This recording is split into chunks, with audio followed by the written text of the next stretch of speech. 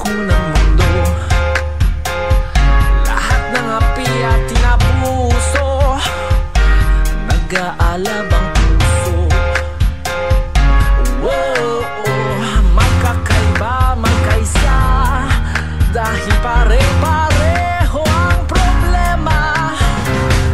Mas matatag kung tayo ay magsasama-sama-sama. Whoa, mabuhay ka, migranteng Pilipino. Walang hindi magagawa, hangad ay pagulat ng bansa. Mabuhay ka, migranteng Pilipino. Walang hindi magagawa, hangad ay pagulat ng bansa.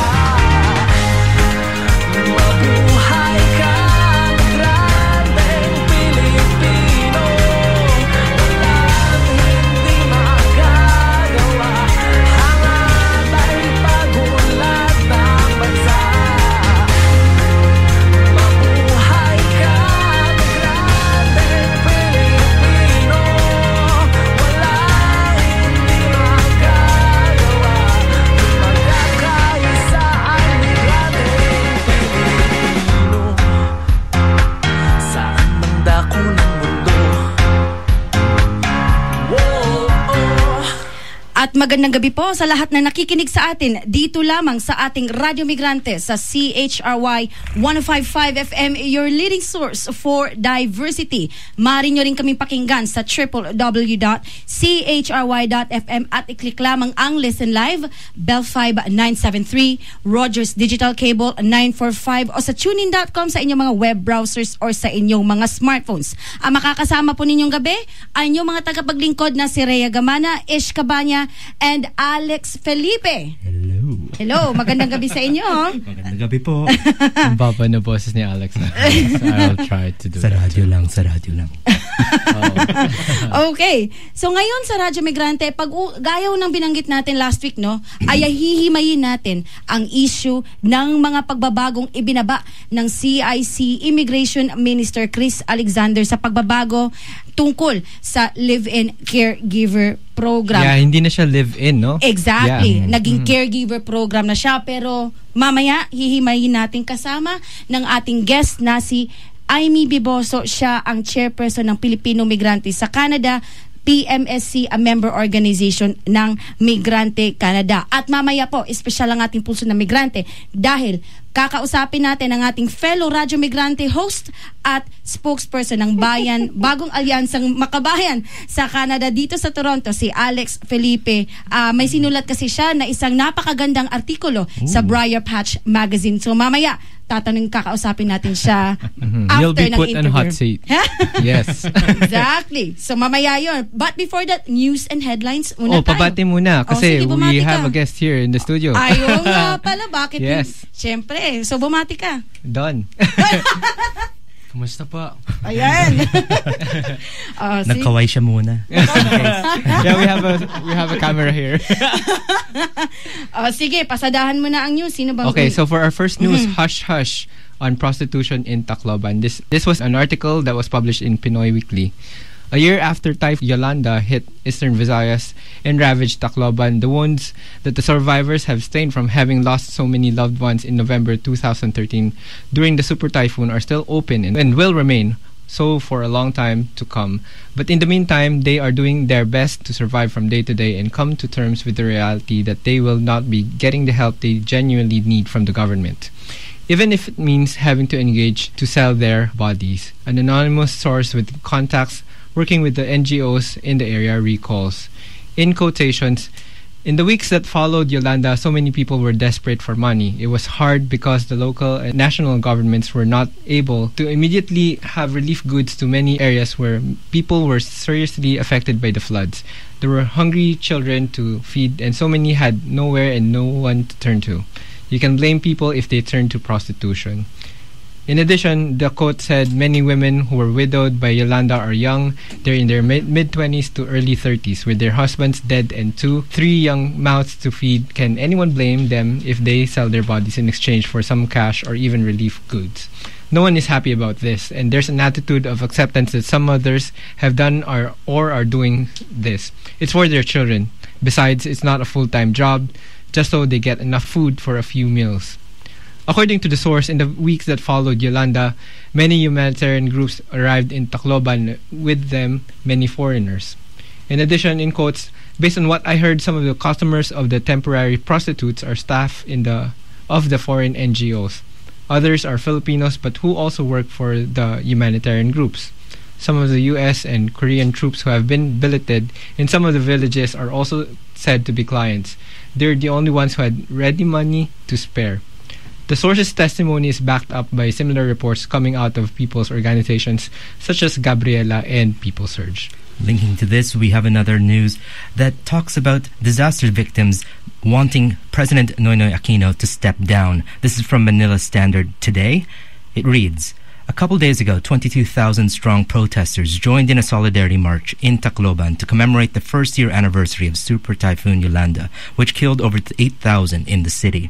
The protesters, who came from different provinces and disaster-hit regions in the country, marched and camped in Tacloban since Friday to strongly demand that President Aquino step down for his alleged negligence and lack of response to the plight of the victims. Professor and environmentalist Kim Gargar, leader of the group Balsa Mindanao, expressed the same sentiments as he slammed the Aquino government for the lack of clear policies on disaster preparedness and other environmental problems. Quote, we are here to report on Aquino's lack of support for disaster victims, not only those who were victims of Yolanda and the Visayas, but also to the victims of past disasters in Mindanao and throughout the country, end quote. Bayan President Renato Reyes, for his part, criticized Aquino for snubbing the victims in Tacloban, which was the hardest hit by the typhoon. Quote, it is a sign that he is totally abandoning the victims to their misery. And Eflin Batista, a typhoon victim and convener of People Surge, an alliance of storm victims in central Philippines, and our guest here at Radio Migrante last week, said that the government did not only neglect the victims, but alleged that it had been fooling them from the start. She quotes, they don't have a clear plan to help us, and we can see for ourselves that they're where we are now today. People are still in tents, livelihood support has not yet given to the victims, and the list of their criminal neglect to the high-end victims is long, end quotes. At since nabanggit yung livelihood, no, mamaya pag-uusapan natin sa Radyo Migrante ang mga pagbabago sa caregiver program. Hindi na po siya live-in, kundi caregiver program na po siya. So, pinalitan po yung pangalan, una sa lahat, from live-in caregiver program to caregiver program. At ayon sa ibinabang resolusyon ni Minister Chris Alexander ng CIC Canada, ito na yung magbibigay, no, ng backlog reduction. Ang sabi nila ay the government plans to admit 30,000 caregivers including their spouses and dependents in 2015, ramping up the processes of applications from those who have completed their work experience but are facing long waits for their permanent residence to be finalized. At ang isa pang dagdag ni Minister Alexander ay ito na po ang pagtatapos ng live-in requirement. Ayon sa kanila, Labor Market Impact Assessment or LMIA applications sent from employers to Employment and Social Development Canada or ESDC after November 30, 2014 will only include a live-in arrangement if the employer and caregiver have agreed to that agreement. In those cases, the LMIA will include an assessment of the living arrangements, and employers will not be permitted to make room and board deductions from the wages of the caregivers. At ang isa pang aspeto na dinagdag nila ay may dalawa ng pathways, no? For permanent residency, isa doon ang caring for children pathway and caring for people with high medical needs pathway. At ang ayon sa kanila din, the number of applications through each program each year will be capped at 2,750 principal applicants. Spouses and dependents will not be counted against the cap. Gaya ho na sinabi natin, nahihimayin natin ang ibinabang resolution ni Minister Chris Alexander ukol sa pagbabago na naging from live-in caregiver program through caregiver program. Our guest is on the line tonight. Her name is Amy Biboso. She is currently the chairperson of Pilipinong Migrante sa Canada, or PMSC, out of Ottawa, which is a member organization out of Migrante Canada. But before we talk to Amy, let's first review a little bit of the history. The Living Caregiver Program, of course, is a program, or was a program, that brought temporary foreign workers to Canada as live-in employees without supervision in private homes to care for children, seniors, and people with disabilities. Participants in this program were able to apply for permanent residence after 4 years of arrival here in Canada, and once they completed their authorized full-time employment as caregivers. The Living Caregiver Program replaced the Foreign Domestic Worker Program in 1992, and it's one of the only streams within the Temporary Foreign Worker Program that allows migrants to apply for permanent residence. And as Rhea talked about just before the break, there have been recent changes to this, and this is what we're going to talk about with our guest tonight, Amy Biboso. Magandang gabi, Ate Amy. Magandang gabi sa inyo and sa mga lahat ng mga tagapakinig ninyo. Maraming salamat sa pagpapaunlak sa amin dito sa Radyo Migrante. Anytime. Anytime. Pag kayo, I cannot say no. Syempre. Sige na. Simulan na natin ang talakayan. Okay, Sino game. gusto muna? Ako? Sige. So, okay. Nai-interview ko na sa iba't ibang mga radio stations. Naglabas na ng pretty much naglabas na rin kayo ng statement. So, Hindi pa na post. Hindi pa na-post, pero ipapost yun soon, tama? Oo. Okay. Ganito ang tanong namin. Ang PMSC ba at ang Migrante Canada ay tinuturing itong victory, itong kasi nawala na yung di ba, yung live-in requirement dun sa aspetong yun. Victory ba to para sa sa organisasyon ninyo? Bakit o bakit hindi? Ay susday, hindi. Bakit? It's more like it's about time. Sarcasm. Yeah, it's about time. It's 20 years in the making of been asking, and finally they consider they as in the government of Canada consider yung dinadaing ng mga kababaihan na pumapasok sa former na tinatawag nating live-in caregiver program. So 20 years in the making, can you imagine? So it's a victory in a sense, pero yung sinasabi natin, Tagalog ba yung hapaw? Bisaya yan, te. Hapaw yung yung sinasabi nating panalo, hapaw. Kasi they gave they are and let's be clear, sabi optional na ngayon yung live-in. Hindi kasi yung ibang release it says we are totally eliminating it. The other one is optional. And then read the fine print, mga kababayan natin. As Migrante Canada I encourage you to read the fine print kasi sabi the employer can still request for you to do a live-in. Yung ang tanong ko din, so yung employer ang pwede mag-request. So pwede ba din mag-request din yung caregiver to say, gusto ko mag-live out? Ano mangyayari kung magre-request yung caregiver, I want to live out? Well, if yung pangangailangan ng employer ay live-in talaga, then I don't think na in terms of the negotiating of the terms of the work contract, I don't think that mapabibigyan yung caregiver kasi let's be honest, this program is for the employers. It's not a balanced work contract between an employer and an employee. So, kanina, kasi binasa rin namin tong statement ni Minister Alexander. Sabi ng CICI, the Government of Canada values the contributions caregivers make to Canadian families, and after extensive consultations has made reforms to improve the caregiver program by ending the live-in requirement, reducing family separation, and providing more options to caregivers in Canada. Ang tanong ko ngayon, bakit ngayon lang sila nagsalita ukol dito? At kung meron man silang ginawang extensive consultations, bakit hindi sang-ayon ang Migrante Canada sa reformang ginawa nga ni Chris Alexander? Balik tayo muna sa sinabi mong yung first part is the government of Canada values the contributions of caregivers. Balik tayo dun. It's like double speak yung sinasabi niya. Hindi ba naglabas yung gobyerno nagsasabi na the Filipino community, talaga identified, the Filipino community is using the caregiver program as abusing the caregiver program to bring their families here. Ngayon, valuable na naman yung caregivers. So which one is actually what yung gusto mong palabasin? That's another thing, no? And then also, ano pa yung isa, yung statement na extensive consultations. It is not extensive. If it is extensive, for example, Migrante Canada should have been on the table in terms of consultations. Kasi, for example, we are a national organization that represents maraming mga temporary foreign caregivers dito sa Canada, and we were not on the table. It just nagkataon lang na inas tayo na magpabi parte ng consultations because the other organizations that they consulted have no familiarity of ano nga ba talaga yung mga pasikot-sikot at mga rules and regulations ng LCP. Tapos ganito, dahil di ba napag-usapan na natin kung pwedeng live-in, pwedeng live-out.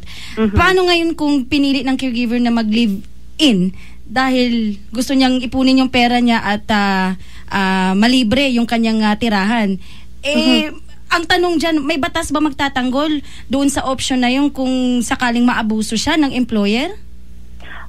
That's another thing na sinabi natin kanina, yung tinanong mo, victory ba to?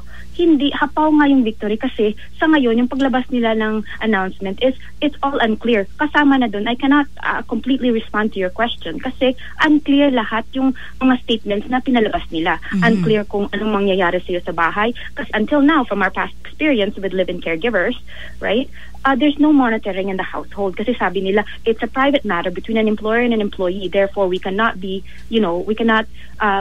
monitor kung anong nangyayari sa relasyon, sa work relationship na sa isang bahay. So how can you possibly, kaya nga matagal ng pinaglalaban ng mga organisasyon kagaya ng Migrante, kagaya ng PMSC na na sana i-mitigate natin or try to prevent yung vulnerability ng isang manggagawa na pumapasok sa programa kagaya ng live-in caregiver or ngayon ay caregiver program na. Tapos ako nalilito pa rin ako dito sa live-in, live-out na ito. Alam natin nandito really, it's not an option really kasi yung employer pa rin ang magbibigay ng conditions. Pero sabihin natin na maka-live out itong isang caregiver. 'Di ba? May problema pa rin ito kasi kunyari sa cost of rent, 'di ba? Tapos baka pwede mo i-remind sa listeners namin, how much does an average caregiver make in a month? Tapos i-compare natin sa average monthly needs. Ay sus. So, you for example here sa Ottawa, no, the standard of living here is very high. Kung magli-live out ka at saka yung minimum standards na lang na ifa-follow ng isang employer is minimum wage, paano kayo mabubuhay? Magpapadala ka pa ng pera sa Pilipinas? Of course, you're not gonna be able to afford it, and that's why in some ways ang expectation natin is na mapupush yung isang caregiver na mag-accept ng balik uli sa live-in option. That's why matagal na napanawagan ng Migrante na ang bayad also sa mga caregivers ay living wage. According to yung mga bayaran sa kung saan sila nakatira, and not just like minimum wage, because even Canadians that are already here that have options for mobility and transfer to other jobs, they won't be able to afford to live in with a minimum wage salary or payment. So in a month, anong average nun? It's about what, 1,000, 1,200? What's the average salary for a caregiver? Salary of a caregiver right now with the live-in? Mga malapit mga 1,000 yata. Kasi right now they're deducted room and board in Ontario, and minimum wage is na ngayon 11, right? So pag with the tax, nagbabayad sila ng taxes, dinadadakta ng CPP, dinadadakta ng EI. Pagkatapos noon, iuwi mo na lang mga 900 something. Kasi sa amin, nagtutulong kami magawa ng mga taxes nila at the end of the year, no? The maximum, I think, so far that we've seen, or the highest that we've seen in terms of yearly salary is 28,000. Pinakamataas na yun. That means na may mga overtime sila, or, may additional babysitting. So, I think that 28,000 is below the poverty rate in Canada. Tapos ang monthly rent dito sa Toronto is about 700 at the minimum, no? Yeah. Yeah. Like, kakain ka pa, magpapadala ka pa sa Pilipinas. Ano na ngayon? May mga, necessities ka pang babayaran. So, living wage po. At kasama rin yun sa panawagan. Di ba may panawagan sa Toronto, sa Ontario, of a living wage, and minimum should be raised to $14. Ate Emmy, thank you for clarifying those yung salary at saka yung expenses ng average for a caregiver. So maybe we can go further dun sa processing. Sino yung affected dito dun sa bagong changes sa caregiver program? Are the ones who applied already for permanent residency in the past years affected by these changes, or just the new applicants who are coming from the Philippines?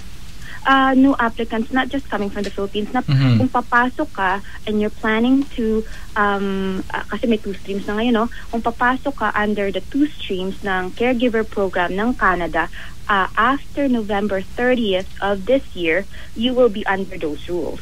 Pero kung sa ngayon, for example, nagtatabaho ka pa under the former live-in caregiver program, hindi mo pa magtatapos ka pa lang ng programa, or the ones that have submitted their permanent residency applications already in the roster, you will not be affected. But those that will be incoming after November 30th, 2014 of this year, at the end of the month, those will be the ones who will be affected and have to read the fine details of ng panibagong programa. At saka may mga may mga dagdag pa na changes na hindi pa na-release. That also has to be made, must be clarified sa mga tagapakinig natin. Alam mo na ba kung ano itong mga unreleased changes? Hindi pa. At saka may mga may mga ilalabas pa in the new year. May mga ilalabas pa in the new year. Yeah, so it's not like hooray, because it's like we don't know what's coming yet, so it can't be hooray yet, Would you say it's safe to say that it's unfair for the old applicants for the processing of their permanent residency, because ang premise ng changes is to fill in the backlog, right? Yun yung sabi na i-minimize the backlog. 60,000 na ngayon yung backlog. Sila i-half nila daw yan. I don't know how that's gonna happen, but they're gonna have that. So there's still 30,000 in the roster, and then yung papapasok pa. So again, unclear on how this is all going to manifest itself, no? So that's why sa mga miyembro ng Migrante Canada, yung mga kasaping different chapters, we have to remain vigilant in terms of yung pay attention to yung ilalahad nila na changes in the coming weeks, in the coming months, and up to the new year. Yun napakagandang segue, no? Dahil papag-usapan natin yung streams, yung new streams. Ano ba yung mga new streams na yun? Pakipaliwanag, Ate Amy, kasi nabanggit nga natin kanina, yung mga streams na yun ay mayroong para sa mga matatanda at mayroong para sa mga bata. So, pakipaliwanag nga sa mga nakikinig sa atin dito. So, sa ngayon, with the new caregiver program, may dalawang 2 streams. Yung isa is the caregiver program, at saka yung other stream will be the healthcare. Healthcare. I forgot the full name. Yung caring for people with high medical needs pathway. Right. Yun. Yeah, pathway. Ayun. Yung tinatawag na pathways. Ayun. Good thing you mentioned that, kasi I don't like this whole word of pathway. It's very unclear. Yung sinasabi ng pathways to citizenship. Pag pathways kasi, you can, build a road, and but it could be a really windy road. So it's unclear kung direkta yung pathway mo sa citizenship, because they can say pathway, so you don't exactly know what this pathway looks like. As opposed to, in comparison to sa panawagan na ng Migrante Canada na permanent residency at the outset. to me, that's very clear. We want permanent residency from the outset to caregivers that are coming in here. So, balik tayo dun sa sa pathways, no? So, caregiver pathway, health with high needs. So, bali sa caregiver, yun yung pumapasok na ngayon na live-in caregivers, yun yung pathway nila. At saka meron namang pathway na in-encourage ng mga nurses, nurses, I think other healthcare professionals, doon sila papasok. At sa teams na yon, may mga requirements. So for example, I guess the 2-year caregiving, those are required. There's a language requirement and an education requirement. Both of those requirements ngayon ay itinaas na. So and that is stated like I think our future applicants dito, no, they will want to have clarification on what exactly is the education requirement. The other question is like for language, what do you mean by level 5? Because I don't have the papers in front of me. What do you mean exactly by level 5 or level B for language requirement? What do you mean by that? Other questions na again sa tema ng unclearness, no? Who's gonna assess your language?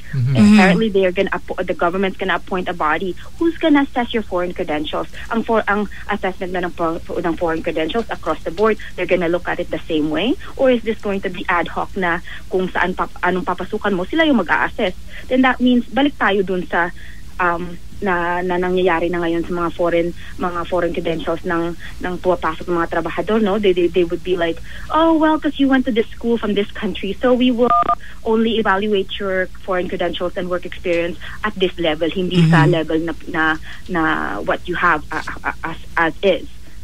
So yun yung mga unclearness na, you know, it's also kind of like up in the air. So there's no guarantee that you will actually get even if you have the language already, even if you have the education already, there's no guarantee na yun talagang mapapasukan mo. Yeah. Having said that, us Filipinos who have the official language of English, for example, in the Philippines, one of the official languages. So, do you think we would fare well in this assessments of language and training? Especially, there are a lot of nursing schools and healthcare schools that proliferate everywhere in the country. How do you think would the response of these organizations in the local level in the Philippines be? I think there will be a proliferation of all these organizations that, yeah, we can certify you as a language, or your language. So it'll be another business on that side, no, like of training for this so that you can enter this program in Canada. So there will be, and then alam mo naman sa atin sa Pilipinas, there's a lack of regulations for those businesses. So that's gonna be isa pa yun sa natin, sa kailangan nating i-fix dun sa Pilipinas. Pero here, I think that it'll be, because of what will happen in the Philippines, some of our kababayans may not be able to fare well into the program. So problema na naman yun. So that means that they may enter into, mapapapasok sila sa programa na hindi naman dapat pasukan.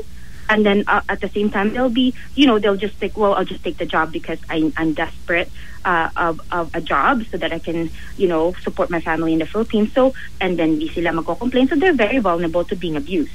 So that means sa atin naman sa mga organizers katulad ng mga organisasyon under Migrante Canada, patuloy pa rin yung trabaho na we have to make sure that yung mga kababayans natin doesn't fall into that trap.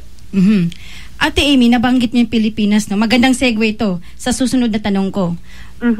Ilagay natin sa posisyon yung state accountability ng gobyerno ni Noynoy Aquino. Dahil paano magiging responsable ang gobyerno ng Pilipinas sa mga pagbabagong naganap sa live-in caregiver program? Kasi kung hindi dahil sa kanila, sa labor export policy, no, kung saan na quote-unquote ini-encourage ang mga kababayan natin Pilipino na lumabas sa bansa upang maghanap buhay, ipadalang remittances at bayaran ng utang sa International Monetary Fund at sa World Bank. Ngayon, paano natin sila sisingilin ng state accountability tungkol sa mga nangyayaring pagbabago ngayon sa caregiver program?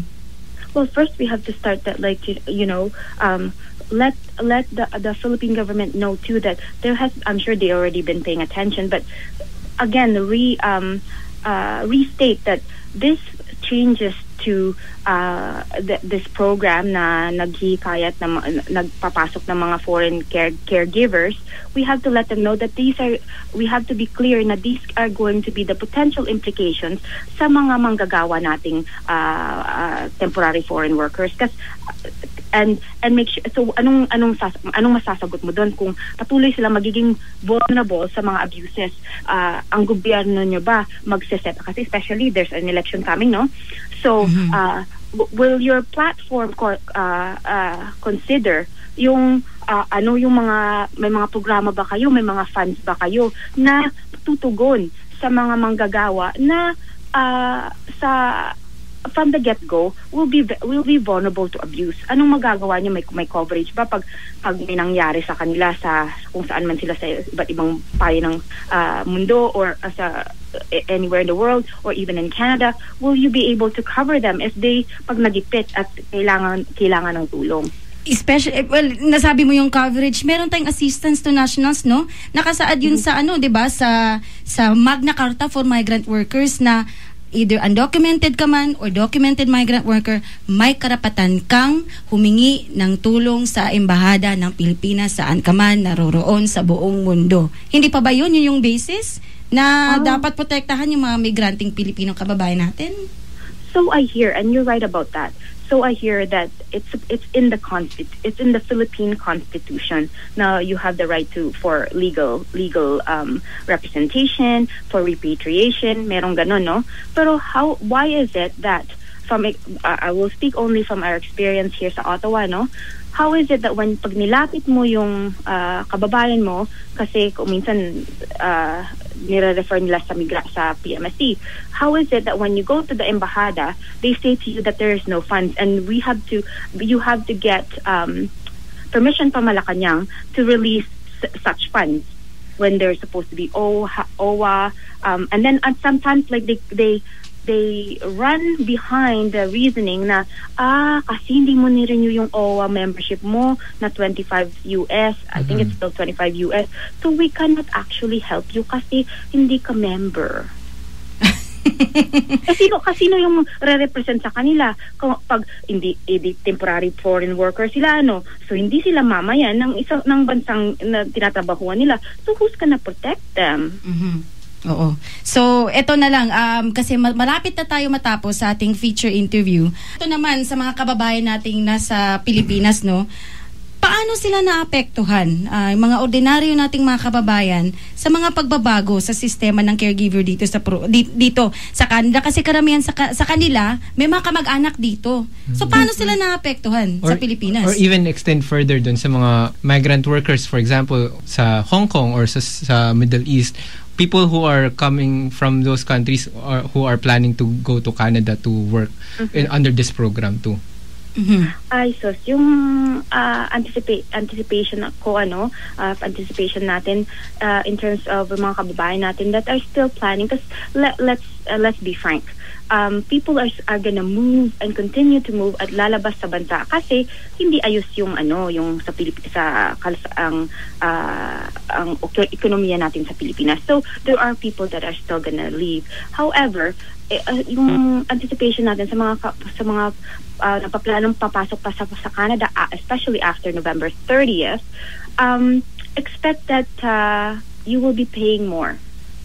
Because you will be for example, ngayon, para ma-meet na nila, para siguradong pasok talaga, only pasok sa sa programa. We will talk about again. I guess you guys have to call me back at some point in the future. Ano naman yung chances nila in terms of PR? Iba naman na yun na usapin. So for now, there will be more expenses in terms of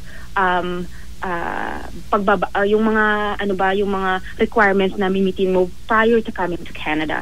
So for example, you will go to a language school para lang makapakita ka ng certificate na yes, you have that level of language despite the fact that you probably already have the language. And then same thing with education kasi kasi desperado ka na maghanap ng mabuting trabaho sa labas ng bansa, so you want to make sure na you meet that. And then what happens is that these receiving countries very very smart actually kasi you're actually just receiving individuals that are already pre-trained and already have a high standard of education. So you don't have to invest on these future citizens anyway of training or education because they come trained. So it's a huge benefit. So if anything, the current government too is like, of course, I don't want them to let them in, but I want to because they're pre-trained. Ate Amy, bago ka namin pakawalan, 1 minute, maikling mensahe sa mga kababayan natin nakikinig ngayon sa Radio Migrante. Please, mga kababayan po natin dito sa Canada at sa buong mundo na nakikinig sa Radyo Migrante, please read the fine print and also communicate po sa Migrante Canada, migrante.ca if you have any questions, and we will clarify to you para naman you're not shocked na kung ano tong changes that we don't want to be the bearer of bad news, but the fact of the matter is that these changes are not actually to the benefit of the manggagawa. Maraming salamat, Amy Biboso, Chairperson ng Pilipino Migrante sa Canada, a member organization of Migrante Canada. Maraming salamat at mabuhay kayo dyan. Maraming salamat din at padayon. Padayon sad. Salamat. Bye. Bye. Ayun, isa na namang napaka-interesting na usapin, no? Obviously, kulang sa oras. Kulang na naman sa oras, pero... May part 2. May part 2, syempre. At part 3, at part 4. Yeah. So, ngayon, syempre yung natin, no, nandito na tayo sa ating paboritong synthesis at ang mga pagbabago nga, no, na ibinaba ng Citizenship and Immigration Canada ay questionable dahil kahit na tinanggal na ang live-in requirement, ay wala pa rin kasiguraduhang may matatanggap ang ating mga kababayang caregiver sa potensyal na pang-aabuso. Bakit? Dahil espesipiko pa rin siya sa employer ang pagpapasya sa pagtanggap sa mga aplikanteng caregiver. Dito nagiging vulnerable ang sitwasyon ng mga caregiver. Sa mga pag-aabusong ito ay dapat sana'y makialam ang gobyerno ng Pilipinas dahil responsibilidad nila ang mga kababayan nating naghahanap buhay sa ibang bansa. Kung may maayos at disenteng hanap buhay sa Pilipinas ay hindi sana tayo aalis, makipagsapalaran at iwan ang mga pamilya. Muling panawagan natin sa gobyerno ni Benigno Simeon Aquino III ay bigyan proteksyon ang mga manggagawang Pilipino, magkaroon ng pambansang industriya sa pamamagitan ng pagbibigay ng maayos at disenteng trabaho at itigil na ang labor export policy. Up next is our Pulso ng Migrante, and we have a special guest, also our co-host here in Radio Migrante. Not host right now, not host. Yeah, we'll have a conversation basically to discuss an article in Briar Patch magazine, and the title of which is, interestingly, How do I get to work there too? And they're referring to Canada. Yeah. Maybe you can tell us more about the background of why the title is like so. Well, actually, it's not me that creates the title. It's always the editor that does that. But the quote came from, I was doing my field work this summer in Zamboanga Peninsula in Western Mindanao in the Philippines. And it kept coming up that when they would learn that I was Filipino-Canadian, that, they would ask, how do I get to work in Canada too? So, because as we know, it's very attractive, this desire to migrate. And what do you think is their expectations of coming to Canada or being raised here or having the opportunity to work in Canada in general? Well, I think Canada, for the place I was at, is a faraway dream. The people that get to come to Canada are not the poorest of the poor. And Zamboanga Peninsula is pretty much one of the poorest regions in the country. So for them, this is the faraway dream. For them to arrive here, they'd have to go through many other stages first. Go to Saudi first, go to Hong Kong first, whatever. But the main point that I was trying to bring out in my article, and I think it's something that stems from our conversation just now about the Living Caregiver program or the Caregiver program, is that it's really important that we pull back our gaze when we look at these sorts of issues. too often I think that the problem that we have is that we focus on specific individuals or individual problems, like the caregiver issue, the suffering of caregivers. And when we focus on the suffering of caregivers, sometimes it's too easy to fall into things like sympathy and wanting to help on an individual level, wanting to help get rid of the live-in requirement, wanting to get rid of the abuse, wanting to help with family separation. And I think these are all very important problems that need to be addressed. But sometimes I think we also have to step back and we have to look to see why these problems are coming about. Because I think, one of the things I really see with this issue and many other issues is that, these are symptomatic problems.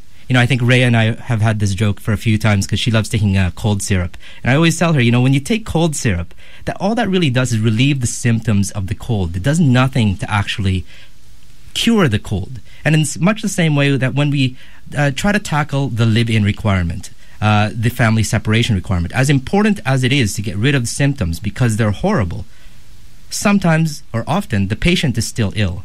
And worse, I think the problem, and this is something we see with the living caregiver reforms, is that those who benefit from the illness, those who benefit from the living caregiver program, those who are exploiting the world's poor and the world's desperate, they can easily play the game of symptom relief. And they can make these little progressive, quote-unquote, changes, like getting rid of the live-in requirement. And it leaves, though, the progressive movement, the ones that are focused on these individual changes, confused about, what happened? Like as we saw with the live-in caregiver announcements, so many were, this is good. And then people were confused. They didn't know what to do. And I think this is why it's important to step back. It's important to look, at the forest instead of the tree. And it's here that I think this is where we start to let's call the problem what it is. What's the problem really? The problem is the global economy. The problem is capitalism, right? And let me just stop you on that note, because I want to pick you up on the metaphor of the cold. And you posed a question in the article. You said, if we are to be honest, a serious rejoinder would follow. And you posed a question. We have our own problems in Canada, including growing underemployment and serious cuts to our standard of living. So shouldn't we take care of our citizens first? And my follow-up question would be, why us Filipinos who are already here in Canada living relatively quite comfortable lives here should take care or still be knowledgeable of what is still happening in the Philippines? Because we're all connected, right? When we're looking at the global economy, we're looking at global capitalism, we have to realize that all these things are interconnected. Even just if we go back to the history of the Philippines, why was the Philippines invaded by the Americans? Because there was a market crash in 1898, and the Americans needed to replenish their capital accumulation. They needed to get more money. Why was there a war after the Great Depression? Again, there was a great drop in the economy. Why did the labor export policy of the Philippines and other forms of market changes, dramatic market changes, happen after the early 1970s? It was because of the major economic collapse, right? And so what happened, I think this is the key thing. Why are we here in the first place, Filipinos? We started coming here in about 1970, the peak at least. It starts to grow after about 1973-74. Marcos implements an unofficial, official labor export policy. 1975, he starts sending people out to help alleviate the problems, the economic problems in the Philippines, because the Philippines, of course, is an export-based economy, especially back then, still today. And so when there was a global market collapse, people weren't buying Philippine goods, and so companies were leaving. Or companies were closing down. And so the Marcos had to find another way to make money. And so he started sending people out. And to link this back to Canada, it's the opposite here. In Canada and in the West, the market collapse ended up causing big corporations to start shipping out their corporations to poorer countries. And so there's this weird exchange. Poor countries start sending their people, their laborers, to work for cheap in Western countries. Western countries start sending their industry to poor countries because all in this big rush to try to help save capitalism, try to save the fact that the corporations weren't making as much money as they used to. And I think, the root of the problem really is the global economy. And that's why we, as Filipinos, we have to focus our gaze at the Philippine government, right? We have to realize, as we were talking about before with the Living Caregiver Program, the reason why people leave is because there's no jobs. And there's no jobs because the Philippine government allows foreign states and corporations to come in, exploit the resources. And this, of course, leads to ever-increasing poverty, it leads to violence, it leads to corruption within the culture. And all this can be helped if we just focused on the Philippine people. They actually create industrialization in the Philippines. And in driving them out, these Filipinos, it's also key for Canadians and non-Filipino Canadians and others to note that what I'm not saying is that it's not an poor Philippines story. This is a story that impacts everyone around the world. This is the reason why Canadians themselves are feeling the impact, feeling the pressure. People aren't making as much money as they used to. People are having a harder time to get by than they used to. And so I think everyone, and Filipinos, because that's our target audience, we have to look back to the Philippines and look at the fact that it's our government who's supposed to look after the needs of the people. And when they're not able to live up to that responsibility, then maybe we have to start thinking about other options, right? And maybe when the government is not really for the people, then maybe they don't deserve to be the government at all.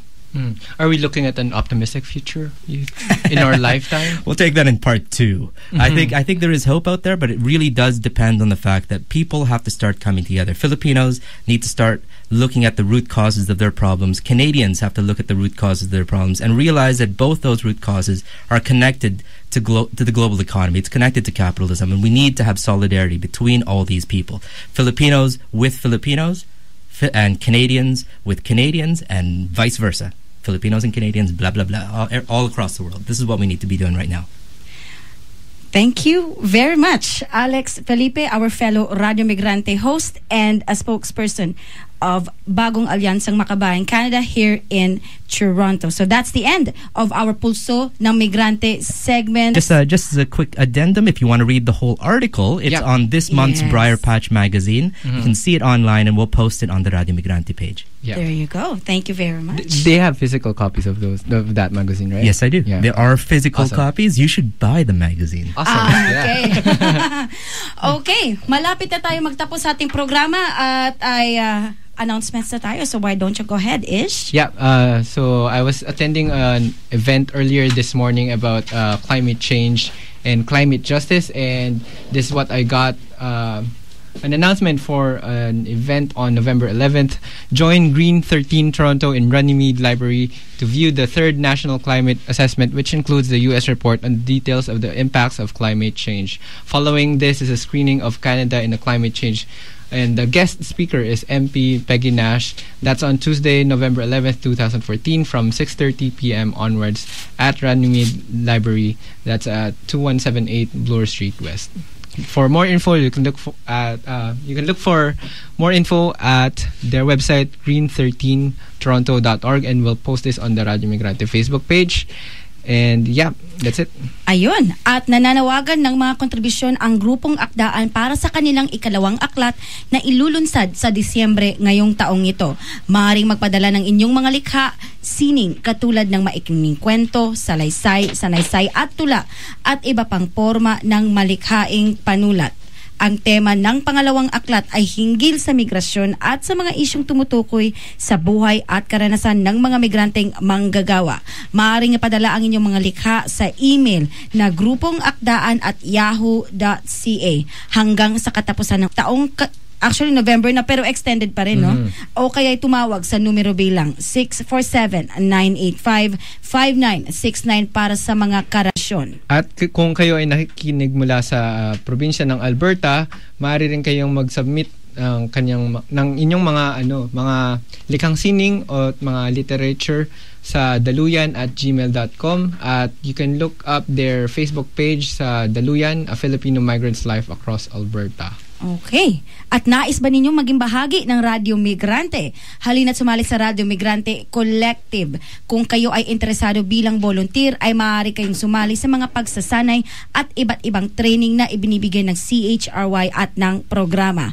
Ang mga bukas na posisyon ay board operator, tagapagbalita, either reporter or correspondent, tagapagsaliksik o researcher at social media archivist. Sumulat lamang sa aming email sa radmig105.5fm@gmail.com o kaya tumawag sa numero bilang 647-281-0652 para sa iba pang mga karagdagang impormasyon. At doon po nagtatapos ang ating programa. Up next is Roy Green of Odyssey. Pero bago po tayo magtapos ay muli po, lagi po kaming magpapasalamat sa mga nakikinig sa atin kada linggo sa Radyo Migrante at patuloy pong suportahan ang alternatibo at progresibong media.